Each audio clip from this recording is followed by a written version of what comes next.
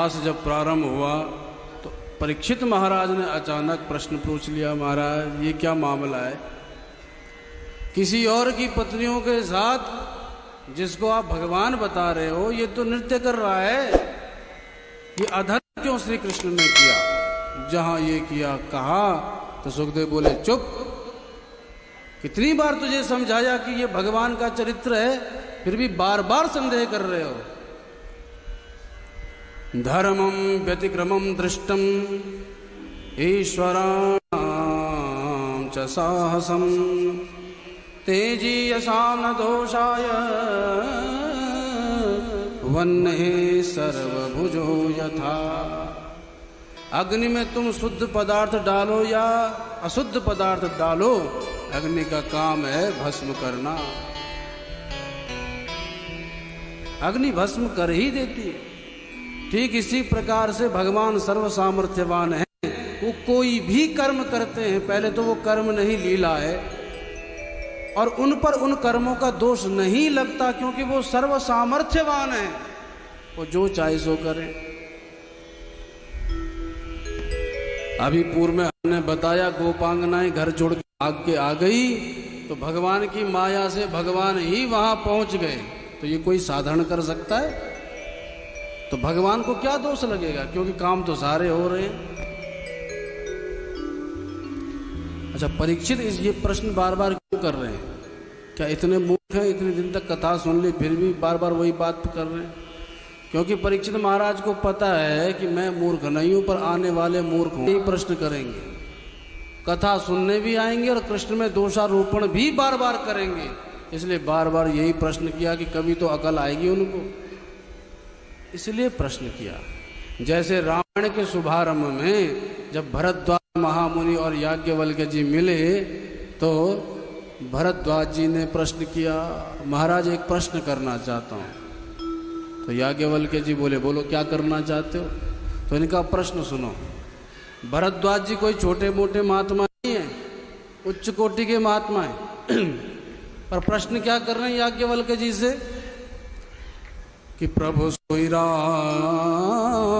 की अपर को जाहि जपत त्रिपुरारी, जो गौ संशय करे जनी। ये बताओ महाराज कि राम कौन है?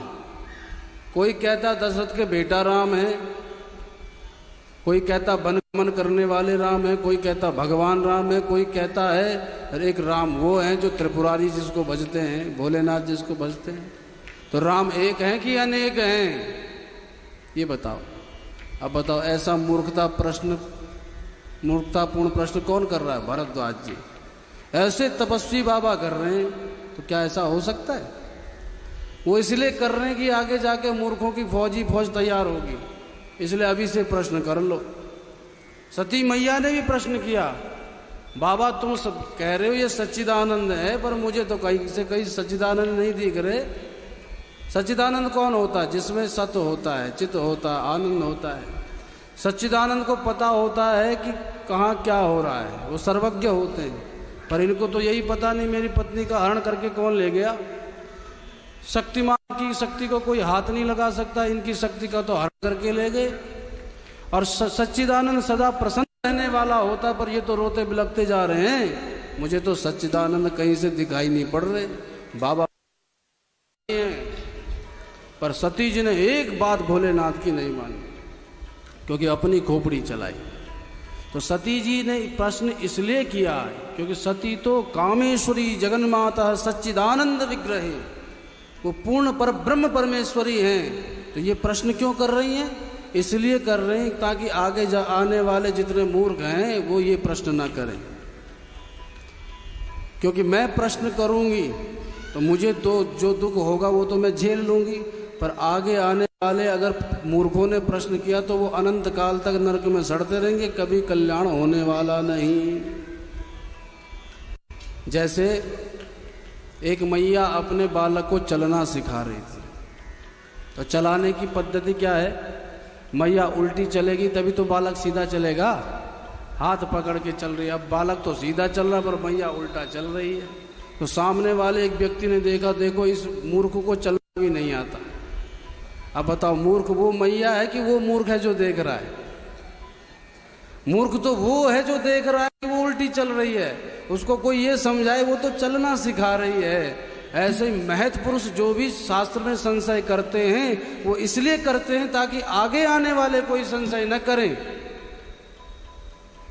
और इसलिए भी संशय किया कि देखो मैं सती हूँ, जगन माता हूँ, पर राम जी में दोष देखने पर मुझे क्या फल मिला?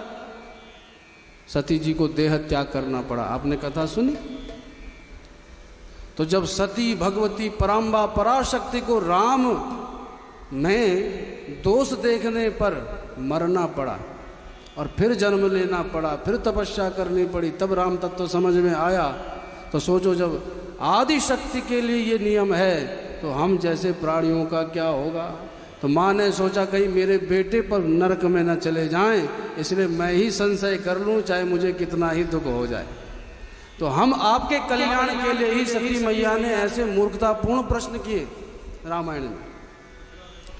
ठीक ऐसे परीक्षित महाराज भी मूर्खतापूर्ण प्रश्न कर रहे हैं, ये कृष्ण कन्हैया क्यों घूम रहा है दूसरों की स्त्रियों के साथ?